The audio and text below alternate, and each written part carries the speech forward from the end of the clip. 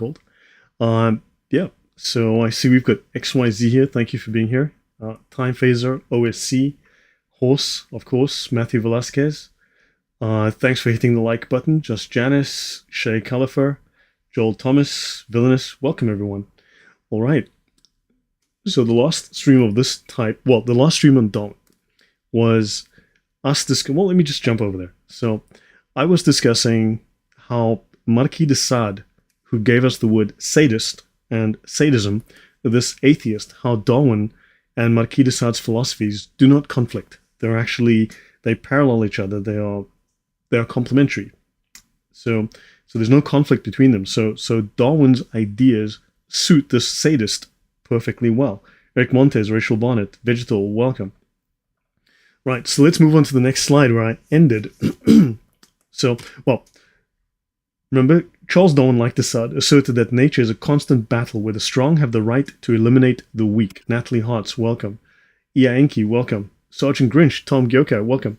All right, so let's think about, let's take Darwin's own comment. And how was my day, Joel Thomas? Yeah, today I was having fun. Ben Yosef, Dragon, welcome.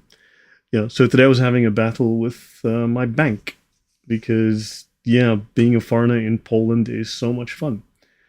Anna Katana, welcome. EMB Maxim. Okay, great, guys. Okay, so now how was your day? By the way, I should ask you. Thanks for asking, Joel. But it was a good day. It was a busy day. Okay, so Darwin tells us from death, famine, rape, and the concealed war of nature, we can see that the highest good which we can conceive, the creation of the higher animals, has directly come. So, Thunderous, welcome. So, the creation of the highest animals, which is the highest good which man can conceive, which Darwin could conceive, came from death, famine, rape, and the war of nature. So, this is a death cult. Do you understand? Darwin's ideas, the highest good comes from death, famine, rape, and the war of nature. A concealed war of nature, where nature is vicious, where only the fittest survive, the strongest survive. This has implications, so I'm going to use the next couple of slides to work through the logical implications of this for atheism and for Darwinism. Yeah, so no Darwin, no atheist has the right to complain about violence, as violence is a direct product of Darwinian evolution, and that is perfectly said. Correct. So let's unpack that. For Darwin, man is not made in the image of God, but from death, rape, and violence. Nature created man in its violent image. Man is the highest image of nature. If the highest image of nature is man, and nature is violent, and the best of nature comes out of violence and death and rape, then do you see the kind of picture that paints of man? So man is thus the measure of all things. Man is the highest image of all things. This is the standard pagan view of the world, based, from paganism. This comes from well before the BC era, right? From the Greek pagans, and we've already discussed how Darwinism is really just Greek paganism recycled. So this is atheism. Now, if the highest good that produced humanity was death, violence, and war in nature, then one could say we are created in the image of nature's brutality, not God's goodness. So therefore, atheists have no leg to stand on when they claim that, well, the Christian church was so violent, because according to them, and 91% of atheists are Darwinians, right? 91% of atheists believe in Darwin. So therefore, their philosophy, their theology is violent. If humanity is simply the pinnacle of a purposeless evolutionary struggle, then human reason and judgment become the only measures of truth, morality, and meaning. There is no external moral law. So we're the pinnacle of an evolutionary struggle that is ultimately meaningless, and then only our idea of what constitutes right, which is survival. Remember, nature's whole aim is survival of the fittest. And these words come from the works of Charles Darwin. Now, Darwin's very violent and bleak view of life. So his reference to death, famine, rape, and violence and a concealed war of nature implies a ruthless competition and struggle for survival, a war of all against all. The only good is to survive. And to survive, kill thy neighbor. This is effectively where we are left with Darwin's philosophy. no leg to stand on, like a one-legged man in an ass-kicking contest. Yeah, well, I mean, atheists have not thought through, or those that have obviously then become, shall we say, more than just a little bit despotic and psychopathic. Stephen Young, great. Right. So Thunder says abiogenesis is life from non-life, but it could not produce everlasting life, but everlasting death. Exactly. Darwinian evolution is a death cult, as improvement is predicated on death. Exactly. Those are Darwin's own words. That's the logical conclusion of Darwin's own words. So it implies warfare and violence on natural parts of human. Christianity was OBS, small internet connection problem there, but they claim that the Christian church produced warfare. Well, Darwin is expecting everyone to make war to survive. Thus, violence and warfare are natural parts of human life and thus not wrong. They are not the result of mankind's sinful nature. They are necessary, normal, natural parts of life. For Christians, war is a tragedy that results from evil in the world, not something intrinsic to human nature as created by God. It suggests human life has no greater moral value than any other animal. Christians believe humans alone are made in God's image, giving us inherent worth and dignity. We are more than matter or merely just animals. Darwin's idea provides no objective moral limits on human behavior beyond brute survival. Just the law of the jungle, that's what we are left with by Darwin. If nature is governed solely by might makes right, then there are no absolute moral principles, and Christians again believe that God's law is the foundation for moral absolutes that should govern human affairs. It offers no purpose or meaning for human existence, and if we are just higher animals seeking survival and reproduction, then life has no greater significance because life is only survival. And it implies that morality is shaped solely by natural selection and cultural adaptation, or the needs of the moment, the needs for survival. Human animals engaged in a war of nature is incompatible with the Christian belief that we are moral beings with intrinsic worth made by God for a greater purpose and subject to God's eternal moral law. Matthew Velasquez, thank you very much for that. Now, from Thomas Sowell, right, it implies a secular humanism, a kind of secular humanism, in which man's highest purpose is in service to the advancement of nature's will. But this subordinates man to nature. So we now become subordinate to nature. Can anyone say climate religion? Subordinate to nature, man, eat the bugs, right? Don't do things that upset nature. So this subordinates man to nature rather than recognizing man's unique worth and dignity because of some cosmic purpose. Now, Thomas Sowell said, the letters in blue here, crusaders for social justice seek to correct not merely the sins of man, but the oversights of God or the accidents of history. What they are really seeking is a universe tailor-made to their vision of equality. They are seeking cosmic justice. Villain says, so Darwin expects the destruction of the weak. What about the path of love God wants us to follow? Yeah, exactly, the path of love. Exactly. Can't we see that in action against this, e.g. destruction of slavery? Well, Darwin apparently didn't like slavery, but you see, there's no moral absolute against slavery. It's just that, well, given those circumstances, it's not good, but under different conditions, slavery would be just perfect because it's survival of the fittest, right? It would simply be useful to you in terms of surviving now. So I really respect Thomas Sowell and have for many years. Yes, horse. Consciousness, morals, free will are immaterial, thus are not a product of the periodic table. Hence why all evolutionists by compulsion have to say they do not exist. Yeah, they don't believe in metaphysics. Stephen Young says, Lloyd, did you see that Apple commercial where they literally submit to the Mother Nature goddess? No, I did not. But this is what we're left with. We become subordinate to nature because the cosmos has a telos. The cosmos has a purpose, right? We must serve the purpose of the cosmos. And that purpose is whatever it is, and man is simply subordinate to that. We become like ants.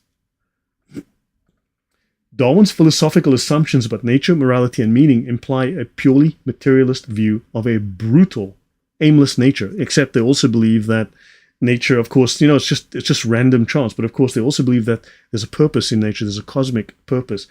Note that 91% of atheists identify as Darwinists according to Pew Research. So yeah, this applies to the vast majority of atheists.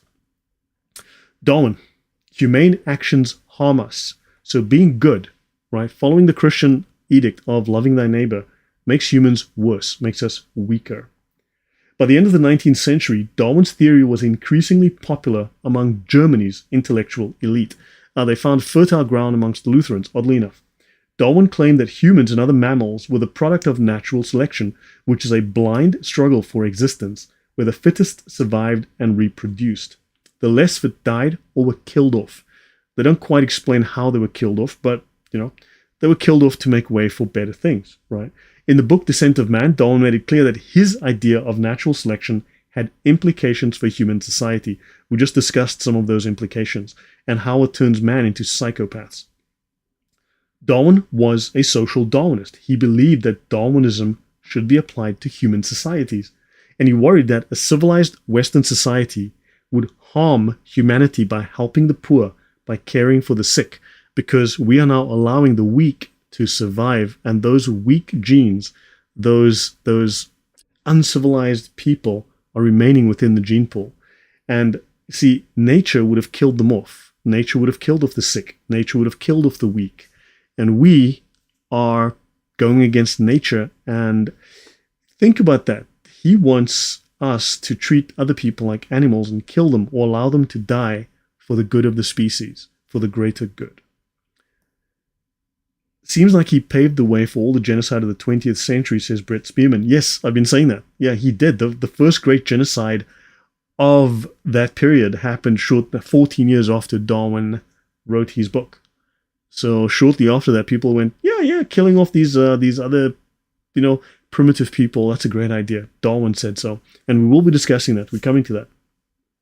The pagan seer Greta Thunberg demands the human sacrifice of third world energy needs to appease Mother Nature, of course. Famine will appease the great goddess. Now that statement that I said before, where Darwin speaks of rape and stuff like that, notice here he says from death and famine. Good things come from famine. So remember when Mao, and if you look at the Holodomor in Ukraine, 12 million dead Ukrainians, Mao, maybe 60 million Chinese dead. If you look at what Stalin did to his own people, millions and millions of dead Russians, dead Poles, dead Ukrainians, and so on, through famine. Well, they're serving Darwin's purpose, aren't they? They're doing good. Do you understand how good now becomes turned upside down, becomes killing and murder? Yeah, in Darwin's family was weak, and they would have been turned into fertilizer. Now, Nietzsche to Hitler, the fittest survive. So the Superman mythos of Friedrich Nietzsche relies upon the law of the jungle from social Darwinism. In the Antichrist, Nietzsche's 1888 rejection of Christianity, he juxtaposes the will to power against Christian moralizing, just like Darwin did. Right? So Darwin pitted his idea against Christianity, and Nietzsche comes to the very same idea. What is good? All that heightens the feeling of power. What is bad? All that proceeds from weakness. What is more harmful than any vice? Active sympathy for the ill-constituted and weak. Christianity. Darwin didn't like us caring for the poor, caring for the sick. Neither did Nietzsche. Nietzsche, of course, is being admired here by Adolf Hitler. We've discussed that in the Hitler series. He relentlessly stigmatizes Christianity as a pitiful antithesis to the emotions that enhance the feeling of life. So Christianity destroys life. A myth offering spiritual consolations instead of tangible gains, contradicting all natural urges toward assertion and victory. So power, yeah. So Adolf Hitler stated, nature puts living creatures on this globe and observes the free play of forces. She then bestows the master's right upon her favorite child, the strongest in courage and industry. Only the born weakling may perceive this as cruel, but he is merely a weak and limited man. Without this law, any conceivable higher development of organic living beings would be unthinkable. So there you go. This is Hitler repeating exactly what Darwin had stated, that through death, through famine, through rape and murder comes the development of the greatest good. Ultimately, only the instinct for self-preservation can triumph. Beneath it, so-called humanity, which is an expression of a combination of stupidity, cowardice, and conceited know-it-all attitude, will dissolve like snow in the March sun. Mankind has grown great in eternal struggle, and only in eternal peace does it perish. Well, if Christ is the Prince of Peace, then of course he's in the way of the eternal struggle, of eternal war. And that's the Darwinian message, and that's the Nietzschean message, and that, of course, is the message from Mr. Hitler here. So, yeah. So do we see now where Darwinism leads, where atheism leads? Atheists are Darwinists. This is the alternative that atheists are providing, this man-made religion of death. Let's briefly speak of abortion and Lilith. Now, there's a lot to be said here. I didn't go into much depth. It's just a very brief overview on Lilith. But this is the Lilith Fund. It provides direct financial and emotional support to Texans forced to travel to access abortions and those who need reproductive care close to home. This is not reproductive care. This is murdering your baby. This is Lilith. Okay, now you might call this Inanna or, this represents, one day when I do a talk on Lilith, which would be fascinating, we'll see how this effectively is also Lilith. Eternal war sounds like following a war god. Sound familiar? Yeah, sin. Well, yes, 1984, right? So, yes, villainous. Okay, Lilith is a female figure in Mesopotamian and Judaic mythology, the first wife of Adam, the primordial she-demon, an incarnation of lust and a child-killing witch. No, all public schools haven't adopted Darwinism. They've had it forced down their throats. I discussed that in one of my atheist talks, how these people have captured the institutions and then forced their views on the schools. They captured the education system. So Darwinism is a death cult, and then they call religion violent. Now, Islam certainly is violent. This is true. But yes, Ivan Klikovac, I agree. So the second midrash mention of Lilith is in Numbers, Rabbah 16:25. Moses pleads after God expresses anger at the Israelites, and Moses responds to a threat by God that he will destroy the Israelite people, pleading that God should not be like Lilith, who kills her own children. And of course, nowadays, it's okay to kill your own children, right? We all know the whole abortion debate. And in Numbers 14, Moses says, God, do not destroy it. Destroy the Israelite people, that the nations of the world may not regard you as a cruel being and say, the generation of the flood came and he destroyed them. The generation of the separation came and he destroyed them. The Sodomites and the Egyptians came and he destroyed them, and these also, whom he called my son, my firstborn. He is now destroying, as that Lilith, who, when she finds nothing else, turns upon her own children. So because the Lord was not able to bring this people into the land, he hath slain them. Okay, so now you've got Moses pleading to God, don't be like Lilith, don't kill your own children, because Moses says we are the children of God. But of course, we've seen with the abortion movement, to kill your child is something good, right? We've seen that already play out in the previous episode, and of course we know what Darwin has had to say here. Now, Lilith is a feminist icon today. She is considered a feminist icon. She is worshipped within the feminist sphere as a model of, for atheist women, for atheist feminists to follow. Yeah. Right. Now, a different form of Genesis and no imago Dei. So Ernst Haeckel, this guy here, lived until 1919. He's the most famous German Darwinist of the late 19th, early 20th century. And he believed the most important aspect of Darwinism was the animal ancestry of humans, which would bring forth a complete revolution in the entire worldview of humanity. He was professor of anatomy at Jena University, and he was the earliest proponent of eugenics and euthanasia. He was a scientist, and science is going to bring us peace, of course. Right after it kills everyone in a major genocide because you're weak and sickly and not part of the superior Western races, according to scientists like Darwin. So this scientist supported eugenics and euthanasia. He dehumanized non-Western Europeans, that would be people like me, describing them as connecting links between the apes and white Europeans. The lower races, he says, are psychologically nearer to the animals, the apes and dogs, than to civilized Europeans. We must therefore assign a totally different value to their lives. In other words, a lower value. Fortunato Martino, thank you very much. Yes, it did bring a revolution that killed nearly 300 million in the civilized 20th century. Exactly. Science, way to go, science. Atheists need to admit this. Humanism is anti-human. Communism is anti-human. Socialism is anti-human. They are anti-life. They are death cults, quite literally. They're based on this idea. Now, he advocated infanticide for babies with certain kinds of disabilities, and we've seen other major atheists promote this as well. He said ethics should be based on evolution, and Darwinism proved human inequality, especially racial inequality. Now, was he misrepresenting Darwin, or was he understanding Darwin? He was understanding Darwin very, very well.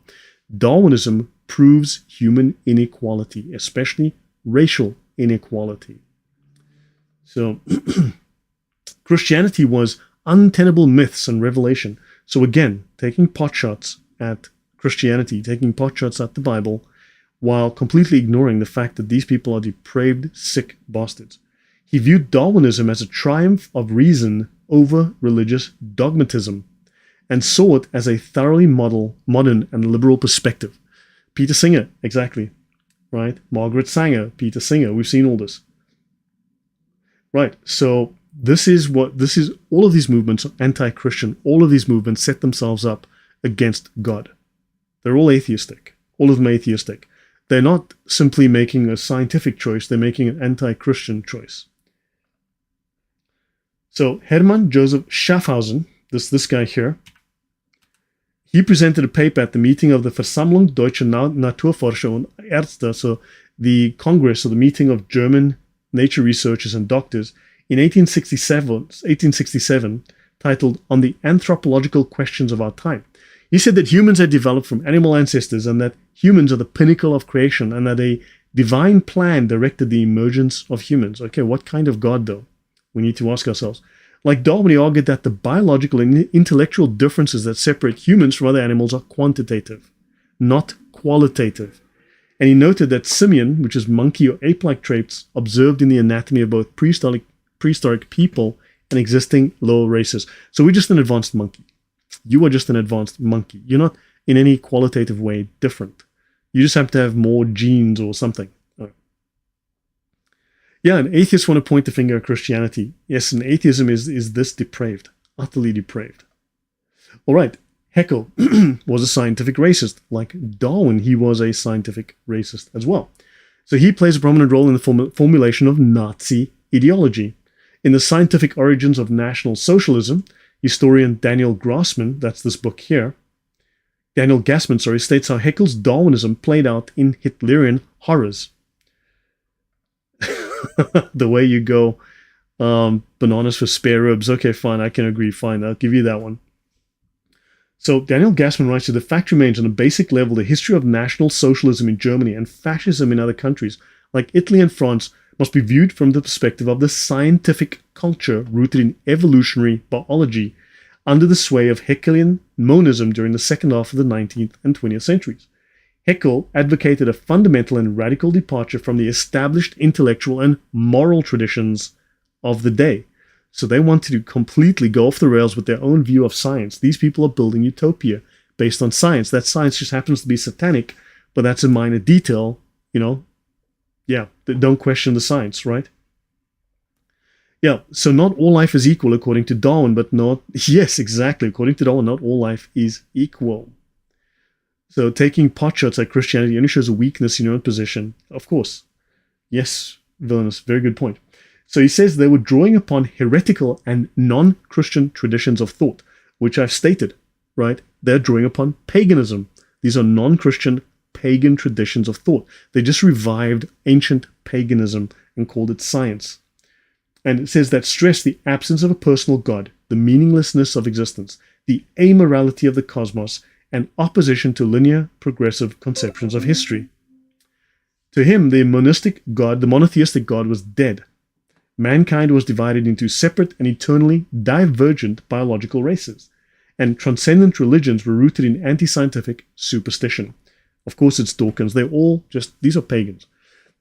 Morality was relative.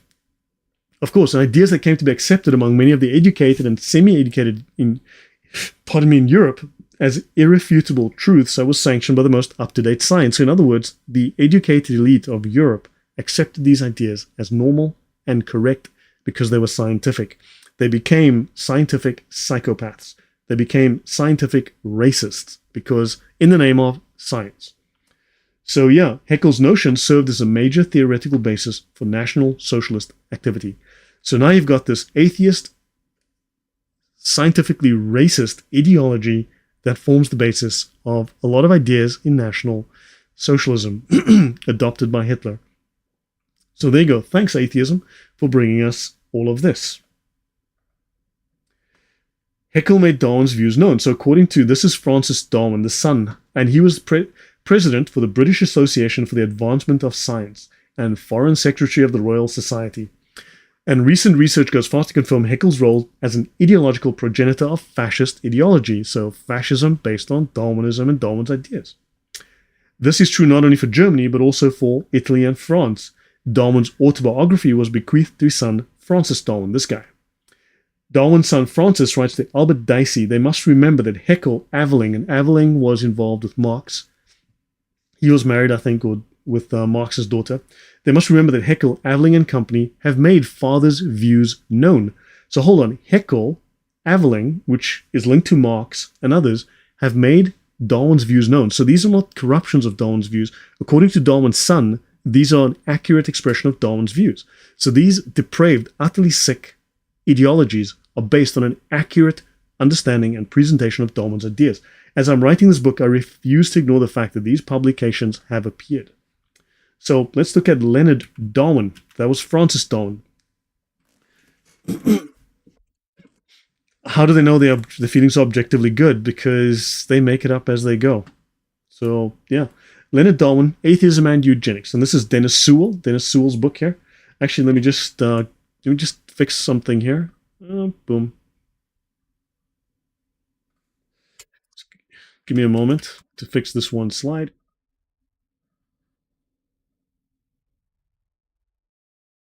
Okay, here we go. So that's the book, The Political Gene, How Darwin's Ideas Changed Politics, by Dennis Sewell.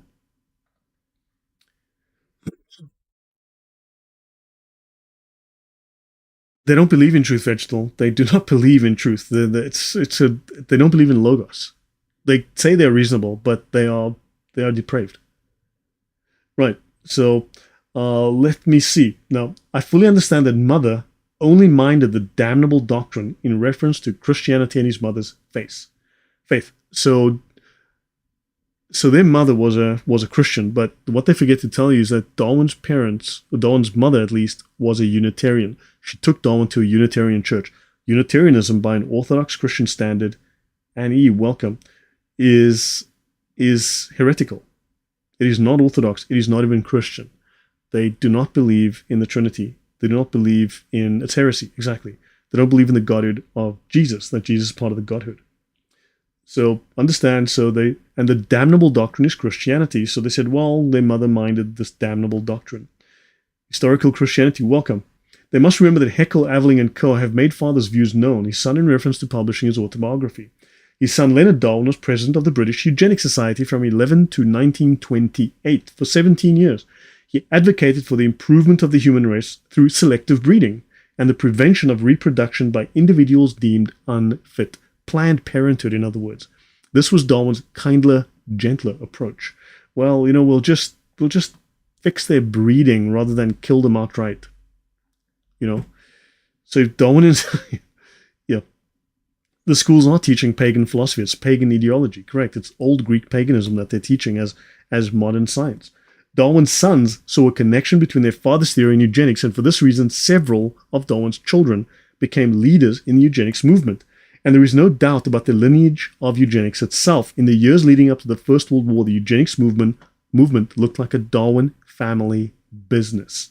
Darwin's son replaced his cousin Galton as chairman. This is the guy that created the term social Darwinism, as chairman of the National Eugenics Society. In the same year, an offshoot of the society was formed in Cambridge University.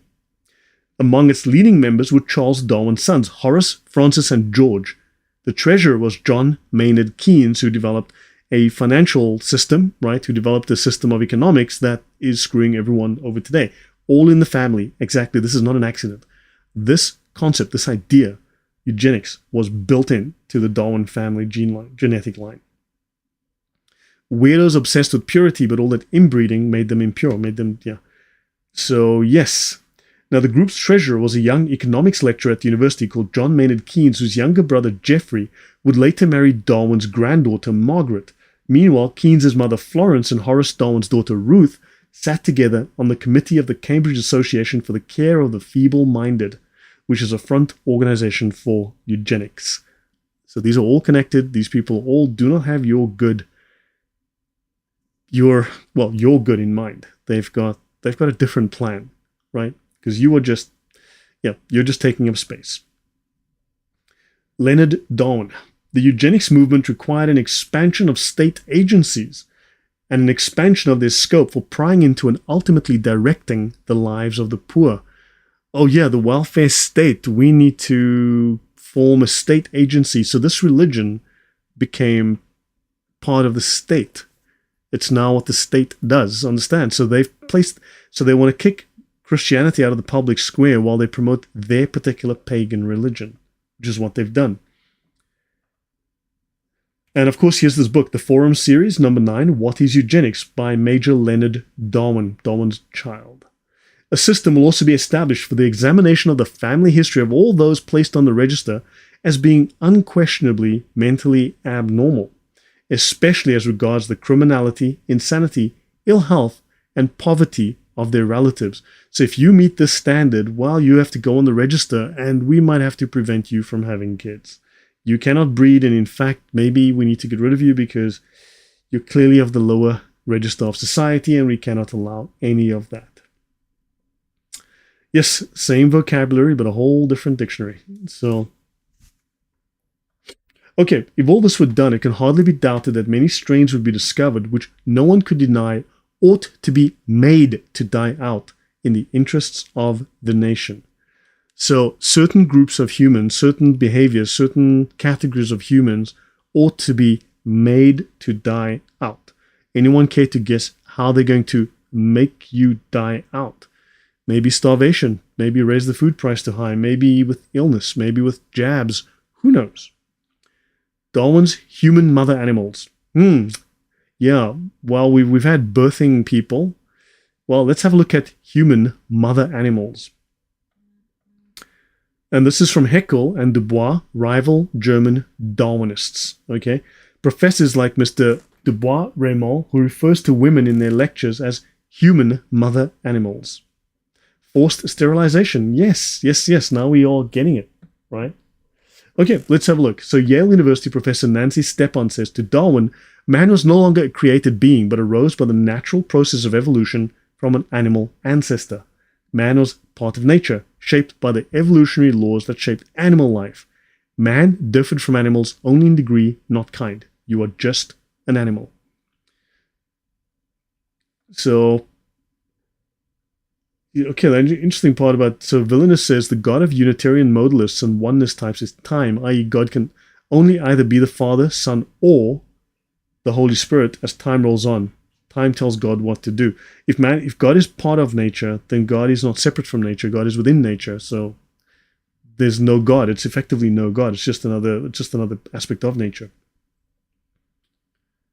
Right. So this is why Stalin said when he kills people, it's like plucking weeds from the garden. Correct. So transgenderism as an excuse to sterilize children, yeah, and to prevent further births, yeah. Ernst Haeckel and Emile Dubois-Reymond were the most prominent champions of Darwin in Germany. There were many others. We'll talk about Germany at length in the future. Dubois had a particularly Lucretian outlook. That's that Lucretius. Remember I spoke about these pagan philosophers. Addressing the Academy of Science, the Ministry of Education, and the royal family, Dubois called Darwin the Copernicus of the organic world.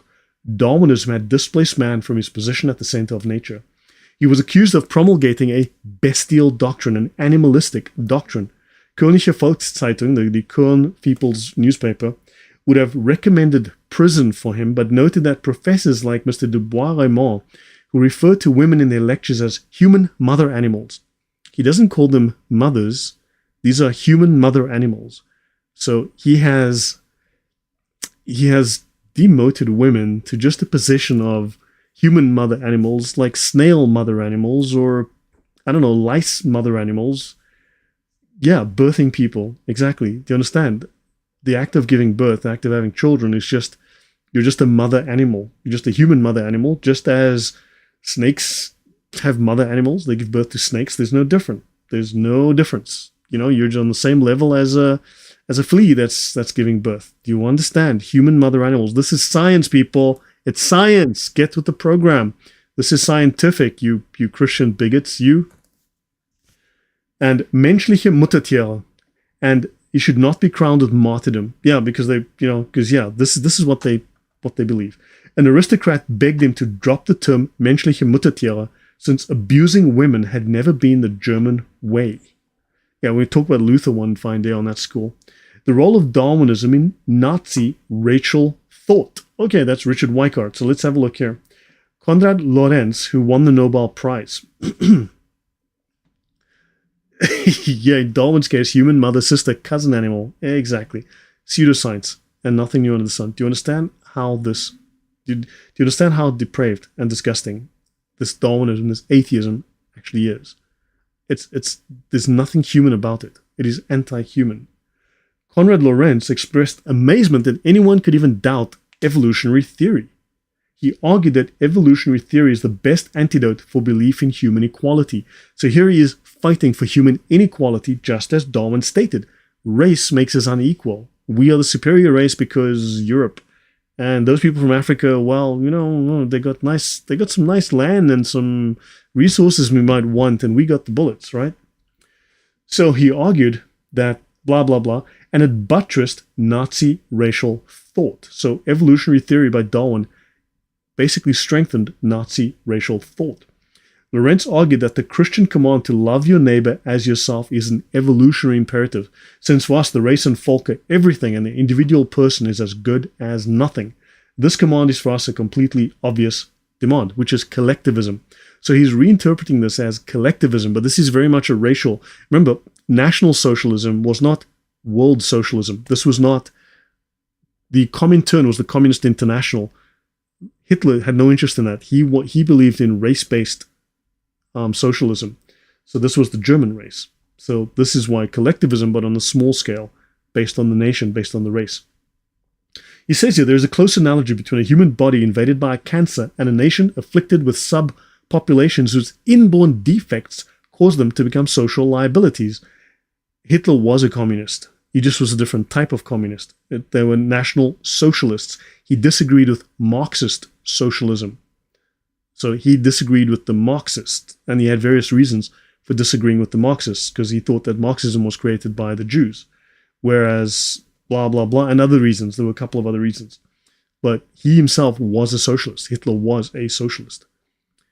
So, except he was a national socialist. And so just as in cancer, now don't forget, they needed to, what afflicted the German culture at the time was, according to Hitler, the Jews, and therefore this cancer had to be excised, right?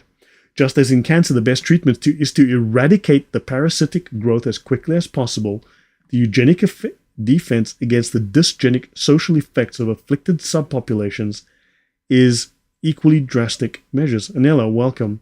So yeah, drastic measures, maybe like the final solution, maybe just, you know, maybe you want to kill 6 million people, who knows how?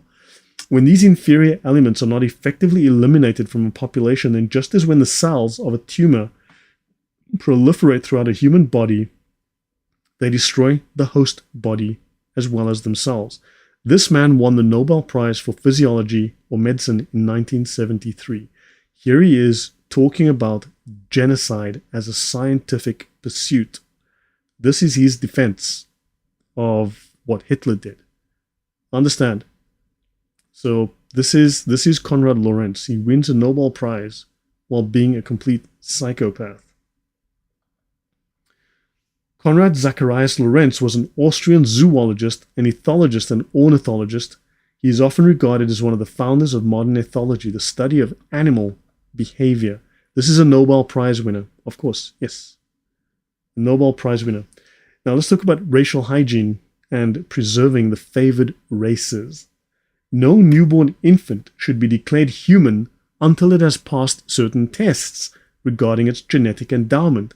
And if it fails these tests, it forfeits the right to live.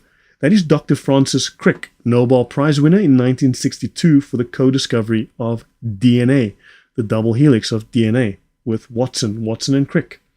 And he says that no infant should be declared a human until we've run a few tests, and if 10 push-ups, give those newborns 10 push-ups, ask them to run a mile and do a few maths puzzles, maybe a couple of crosswords. And if the baby can't do that, it forfeits the right to live. Do you understand? They're going to kill the babies if the baby doesn't meet certain... But these are scientific tests, so I guess it's okay. If you're killing it in the name of science, I guess it's okay. Do you understand? Atheists need to own this, and you need to talk to atheists about this. You need to rub their noses in this. This is the atheist alternative. This is the death, the depravity, the disgusting, inhuman, psychopathic behavior that atheists give us as an alternative. They lie about Christianity, and then they lie about their own doctrine. Simple as that. The core idea of Darwinism is not evolution, but selection, he tells us. Evolution describes the results of selection. So you see, Hitler selected himself. Marx, Stalin, Mao selected themselves. They deselected the others, right? So evolution was what happened after the selection. Do you understand their logic? This is Stein, 1988, page 53. Hitler stressed that we, the Nazis, must understand and cooperate with science. And what do atheists say? The same. Atheists are just following the science. They're just cooperating with the science. So you've been deselected. Please report to the incineration chamber or for the jab that will put you to sleep for a long, long time where you'll never wake up, and so that evolution can go on. Do you understand? Darwin told us evolution comes through death. The good comes out of death. And well, they're just helping evolution along. So genocide as immunology, the psychosomatic source of culture by Richard Koenigsberg. In my monograph, Hitler's Ideology in 1975 and several recent online publications, Nationalism, Nazism and Genocide and Ideology, Perception and Genocide, I present an analysis of recurring images and metaphors that appear in Hitler's writings and speeches. Based on this analysis, I conclude that Hitler's ideology possessed a coherent structure revolving around the idea of Germany as an organism and Jews as a pathogenic microorganism whose presence could lead to its demise, and genocide grew out of the logic contained within this ideological fantasy. So all of you came to this conclusion earlier than this statement, but understand that genocides of the 19th and 20th centuries came directly out of the ideas of Darwin being implemented.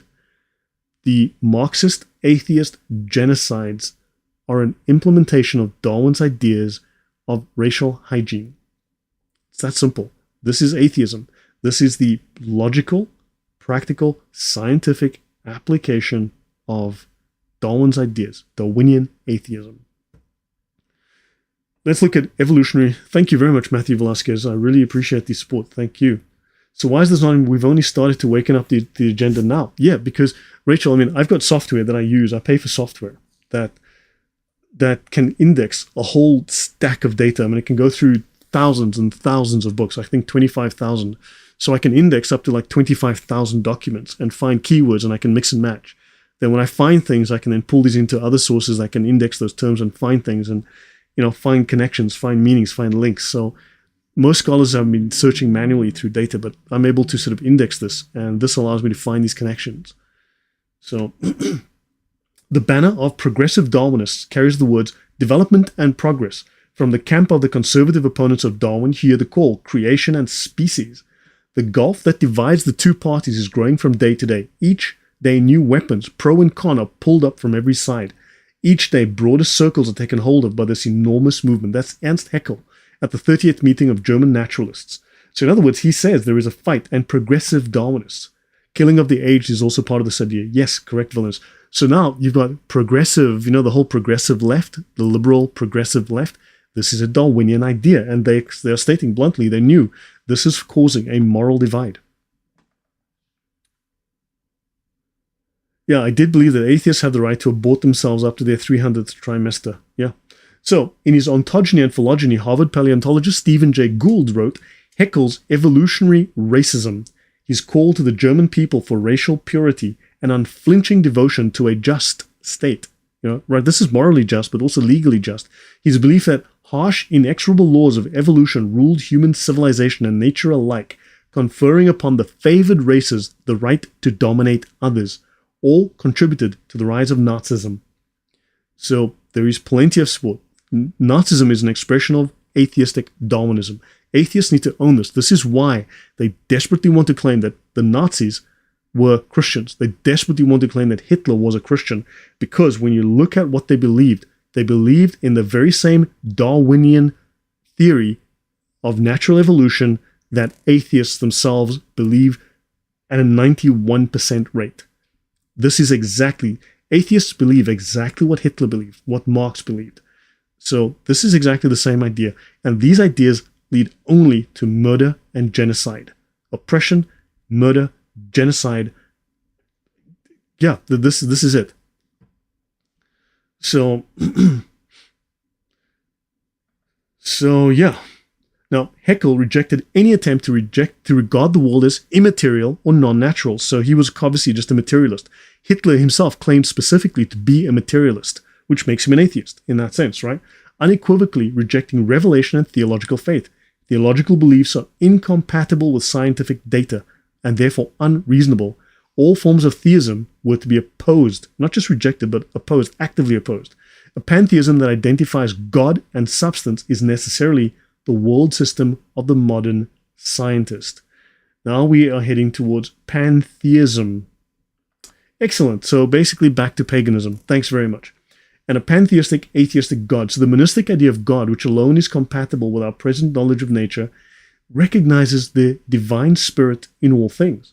It can never recognize in God a personal being, or in other words, an individual of limited extension in space, or even of human form. God is everywhere.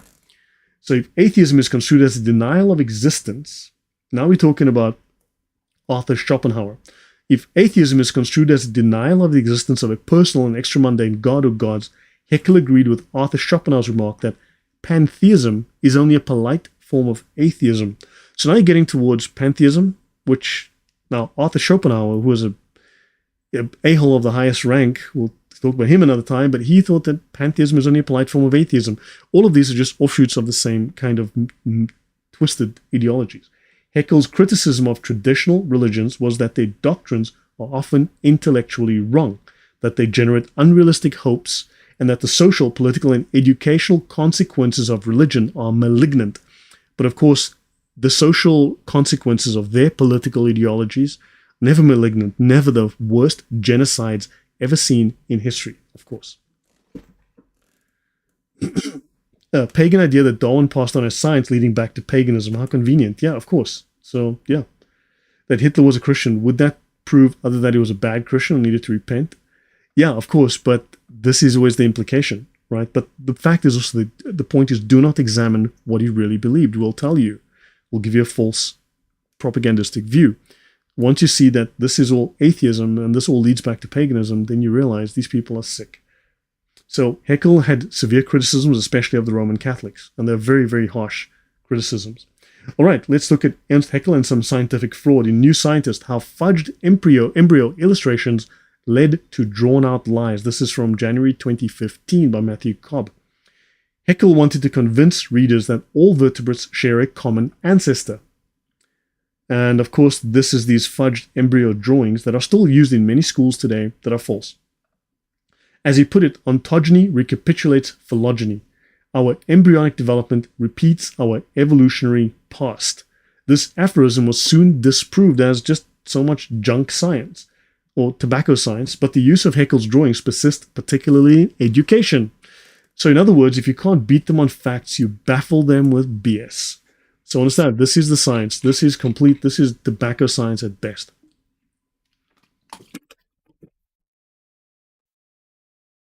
Of course, vegetable, yes, there's no good and there's no evil. There's even no justice. And that's in the words of the very famous Richard Dawkins. But Christianity is evil. Of course.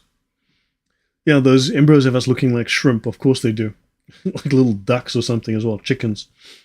So death, of course, brings life. And this is the descent of man. I'll go another couple of minutes, right? We'll end soon. So this, we're at page 92. This will probably go to about 130 slides. So I might do one, maybe two more of these. Okay. So by this paradigm, extermination of those considered inferior is considered natural. This is so, guys. If you do like what I'm doing, please do like, share, and subscribe. Tell your friends, and please use this stuff to just show others, to defend the faith, but also to show atheists just how wrong and twisted their ideas are. To show people just how they've been lied to and how they have no reason to be ashamed of their faith, especially given just what the alternative is. This is the atheist alternative. And by the way, I just want to again show my my store on coffee. Right, I'm just going to drop this link in the chat. So yeah. So by the way, my shop, I happen to have a whole bunch of new presentations up. So for the time being, I am going to be lowering the prices on several of these, like Gnostianity, right? What are the Gnostic Gospels? A primer. I've made this available. These are like $3. So I've got a sort of a pricing idea for every 25 pages is like $5. But yeah, I've decided to make a few of these available. How Protestants undermined Copernicus, which is how the Copernican revolution was undermined for like 57 years by the Protestants. Islam's Gnostic roots. So I've got these and I've got some others. So let's let me go to the shop. Yeah. The Nag Hammadi Library. What are the Gnostic Gospels? The Islamic connections to the Freemasonry. And then I've got the Great Apostasy, which I did last week. I had it for $1. This set of slides on Darwin is not finished yet. I have not completed this set of slides yet. I still have a few pages to do. So I've got like 10 pages to edit. The date is there, but I just have to edit and finish. So this is nearly done. But so I can't make this one available yet. And then, of course, I've got these available at the moment. All right. So what I will do is I'll make certain discounts and things available for those who are interested in getting these presentations. But please use them. Use them in your Bible studies. Use them at university. Use them at school, in your talks, whatever. Online, polemics. But use this information to show people just how wrong the atheists have been, how much they've lied to you, how much Muslims have lied, and just how false all of their positions are. Okay, so let me see if I missed anything. Is coffee still the best way to support you? Yeah, coffee works really well, much better than YouTube. YouTube takes like 30% of all donations. So for every $1, they take like 30 something cents, and then I also have to pay an amount of tax because I'm registered for tax in Poland, so they deduct another percentage which goes to the Polish government. So because YouTube pays to my Polish bank account, and today I was battling with the bank over an issue because man, being a foreigner in Poland is it's not all fun and games. Okay, so let me finish off here. By this paradigm, extermination of those considered inferior is natural. These are Darwin's own words, and we've seen now how others, and we're going to go in the future, we'll look even more at literal genocides caused by Darwin's word, by people correctly understanding the implication of Darwin's words and applying them, right? So death and murder, killing, genocide, this is naturally an aspect of Darwin's worldview and therefore perfectly normal. Apparently, Darwin was ambivalent about some of the social implications of his theory.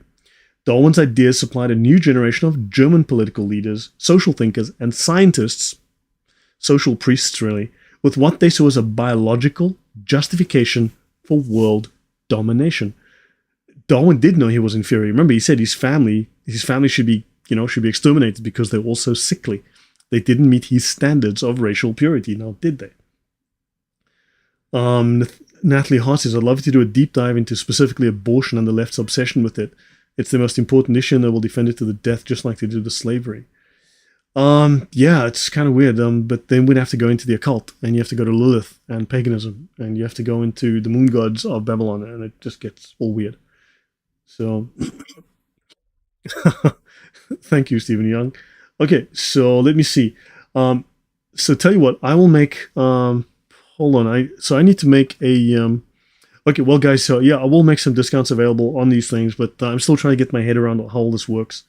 And, okay, so Darwin's idea supplied a new generation of German political leaders with a biological justification for world domination.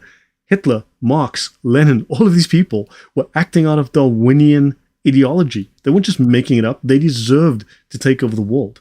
Understand? They all based this on Darwin. In the late 19th and early 20th century, many of them were promoting racism, racial extermination or extinction, and gaining Lebensraum, which is what Hitler did, gaining Lebensraum for his people. These thinkers were promoting social Darwinist competition, as promoted by Charles Darwin and many other leading biologists. I should take away the words to some degree. They were just promoting Darwinism the way Darwin believed in it. So let me just take those words away.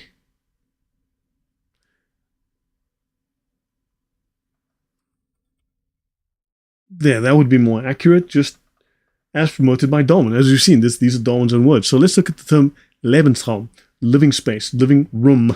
Okay, room to live. Yeah, actually, very good point, Thunderous. The attack on abortion is really an attack on God, as life is precious. 2, it's like a child sacrifice per Canaanite child, but to the God of humanism. Yeah, it's remember, we're back to paganism. So it's child sacrifice. This is sacrifice to Baal. This is simply, it's in the Bible. It's been discussed. You shall not pass your children through the fire. You shall not make a sacrifice of your children. Well, thank you very much for the support from OR8X. Thank you very much. So that's why Hitler went east in World War II for vital space. Yeah, for living space. Right, so now this is a slide here about Lebensraum for my Hitler Youth educational presentation. This is from the US Holocaust Memorial Museum, right? And this slide, right, for a Hitler Youth educational presentation in the mid-1930s, and it's entitled 5,000 Years of German Culture. This slide references Lebensraum, the need for living space in German history, and it says here, wachsende Volkszahl, growing numbers of people, growing population, im fargen Nordland, zwang neuen Lebensraum zu suchen, forces us, so growing population im fargen Nordland, in the Northland, forces us to look for new living space, to search for new living space. Das innerlich morsche Römerreich bricht im Ansturm der Germanen zusammen. So the inwardly crumbling Roman Empire, the Roman Empire is the Roman Catholic Church, he's talking about the church, collapses with the German onslaught. So the Christian empire, the Christian culture is being destroyed by the Germans, which is very interesting. If Hitler was a Christian, why was he wanting to undermine and destroy the Christian culture, the Roman Empire? You could say Roman. Well, Matthew Velasquez, thank you. Just 2 days ago, Lloyd, I relayed what you taught in Monotheism about the Muslim saying Abraham was a Sabaean to a co-worker. He was being anti-Semitic. He gave me the side eye. We're still friends. Great. Okay. Yeah, well, keep hitting them with facts, right? Keep hitting them with facts. Right. Now, Gerhard Kittel was a Lutheran theologian, right? I've discussed others during the Hitler series. I discussed other Protestant theologians who altered the Bible, altered Christian doctrine to suit Nazism, to make Nazism and Christianity compatible. Because remember, the Nazis were claiming that their Nazism was true Christianity, that Nazism was Christianity. Don't forget, Islam is also the true Christianity, and not to worry, there's 1,000 other sects that their Christianity is the true Christianity, whatever it is, right? Their Buddhism is the true Christianity. So we can add theologians to that list, okay? So not just scientists that went off the rails, theologians too. Gerhard Kittel is just one of many, right? German Lutheran Protestant theologian. He supported Darwinism, and he sought to bend theology to provide a religious justification for the Holocaust. He was an enthusiastic supporter of the Nazis and an open anti-Semite. In May 1933, he joined the Nazi Party. He had no previous involvement in politics, but he called the party a Völkisch renewal movement. So a renewal of the people, a renewal of the folk, right? A renewal in the population, but a renewal of the people's culture. So a movement on a Christian moral foundation. So the Nazi Party was a renewal of the German people on a Christian moral foundation. This guy's a Lutheran theologian. He follows Luther. Luther knows best. Luther was the greatest theologian to ever live. He can't be wrong. After his arrest, Kittel maintained his work was scientific. My work is scientific, right? And he was motivated by Christianity. I was being Christian and I was being scientific. He can't be wrong, right? Because he was following Luther, I guess. He was a professor of evangelical theology and New Testament, and he published studies depicting Jewish people as the historical enemy of Germany, Christianity, and European culture in general. Real enlightened guy. He spoke for stripping of citizenship from German Jews. Let me fix my typo there. See, I've got a bunch of typos in these things.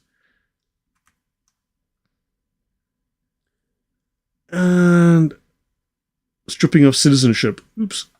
Yeah, so he argued for the stripping of citizenship from German Jews, their removal from medicine, law, teaching, and journalism, and to forbid marriage or sexual relations with non-Jews. So yeah, real forward-thinking, scientific, definitely scientific here. So yeah, he's Christian, he is scientific, and he's Darwinian. Actually, he's neither scientific nor Christian, but he was definitely Darwinian. Do you understand? This is where Darwinism leads us. Yeah. Mein Kampf, don't forget, Mein Kampf was supposed to be the new Bible for the German Reich. Mein Kampf was the new Bible. Hitler was the new Christ. So William Albright wrote that in view of the terrible viciousness of his attacks on Judaism and the Jews, which continued until at least 1943, Gerhard Kittel must bear the guilt of having contributed more, perhaps than any other Christian theologian, to the mass murder of Jews by Nazis. We've already discussed at length the claim of Hitler's Pope. These were Hitler's Lutherans. These were Hitler's Protestants, quite bluntly. If anybody in the theological camp of the world was supporting Hitler, it was Protestants. If Protestants hadn't voted for him, Hitler would never have come to power. He would have been nobody. The Catholics voted against him. Protestants overwhelmingly voted for him. Protestants were the ones who supported him and got him into power, and there you go. Right? Understand. Ben Yosef, thank you. Thank you very much. Much appreciated. Mein Kampf and Mein Jihad. Yeah, I've been saying that since forever. If you watch my Hitler series, I've been calling it Mein Jihad. Yeah, because it's my fight, Mein Jihad. Exactly. I bet Luther's book about the Jews inspired him. Certainly, yeah. Okay, so guys, yeah, I should finish here. I'll do one more slide. I'll finish on this slide, okay? Scientists misrepresenting Darwin or accurately presenting Darwin? No, they're accurately presenting Darwin's ideas. The war of annihilation is a natural law without which the organic world could not exist at all, German zoologist Gustav Jaeger said in 1870. Just as in nature, the struggle for existence is the moving principle of evolution and perfection, so also in world history, the destruction of the weaker nations through the stronger is a postulate of progress. German ethnologist Friedrich Helwart, 1875. Thank you, Shane. Much appreciated. It says your work and study and knowledge is amazing. Thank you. Much appreciated. According to Darwin's theory, wars have always been of the greatest importance for the general progress of the human species. The physically weaker, the less intelligent, the morally lower must give place to the stronger. German biologist Heinrich Ziegler, 1893. Now, I gave you my conclusions, but now we've got some of the best scientific minds of the 19th century. And they happen to be saying the very same thing. Don't forget, these people are scientists, so they can't be wrong because they're using science. Such mating is contrary to the will of nature for a higher breeding of all life. This precondition for this does not lie in associating superior and inferior, but in the total victory of the superior. The stronger must dominate and not blend with the weaker, thus sacrificing his own greatness. Adolf Hitler. So there you go. So I'll leave this one here. Thank you for that bit of German voting history, Lloyd. So many little gems. Thank you. I should move to Brussels. Yeah, well, hey, thank you, Lloyd. Once again, you've almost brought me to tears at the inhumanity of man. But this is the inhumanity of atheists. This is the inhumanity of Darwinianism, of Darwin. This is the result of Darwin. This is the result of the pagans. And atheists are promoting this very same paganism. Whether they dress it up in fancy words and deny it, but this is exactly what they're promoting. This is the atheist alternative. This is what you're getting. They need to be told what it is that they believe, and you need to confront them. What is your alternative? And then show them this is the alternative. So, yeah, this is the disgusting filth that atheism wants to put into the world as an alternative for Christianity.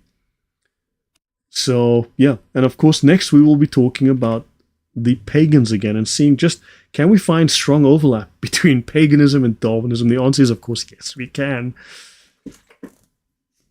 Yeah, Vlad the Impaler was simply just doing to others what they did unto him.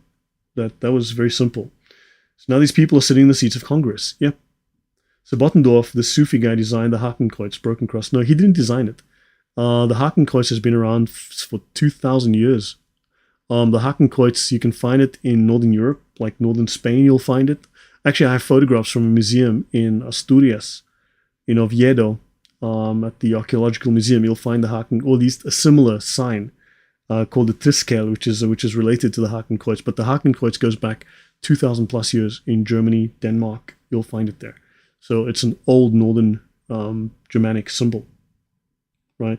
And the idea was taken, or the Hakenkreuz idea, that came from it's in my Hitler series, but it came from one of the royal families. So that this was part of their symbol. They found it again, and they started to reuse it. But the idea goes back to the Norse gods. It's basically Germanic, and it's also Norse. It's pagan. It's incredibly... But also, then it's also used within Christianity. So the Hakenkreuz, and so yeah, it depends who takes ownership of it and what meaning they assign to it, I guess. But the symbol goes way back. Yeah. So guys, yeah, I make typos too, man. I need to go through my own slides every now and again, but the typos aren't too bad. But yeah, often I make little typos. So guys, thank you. I hope you learned something. I hope you found this useful. I hope you found it relevant. And thank you again for your time. Thank you for supporting me. Really much appreciated. And understand that atheists need to answer. This is what they believe. This is what they promote. They need to understand this. And they need to take responsibility for this. They need to own this. And there is nothing that you need to be ashamed of as a Christian. And atheists, they should be crying in shame for supporting this filth. So guys, good night. I'll do another call in a couple of days. I'll probably be on with Sam Shamoon in a couple of days. I haven't spoken to Sam for a few weeks. Okay, so guys, thank you all very much. Have a great evening. Have a great day wherever you are.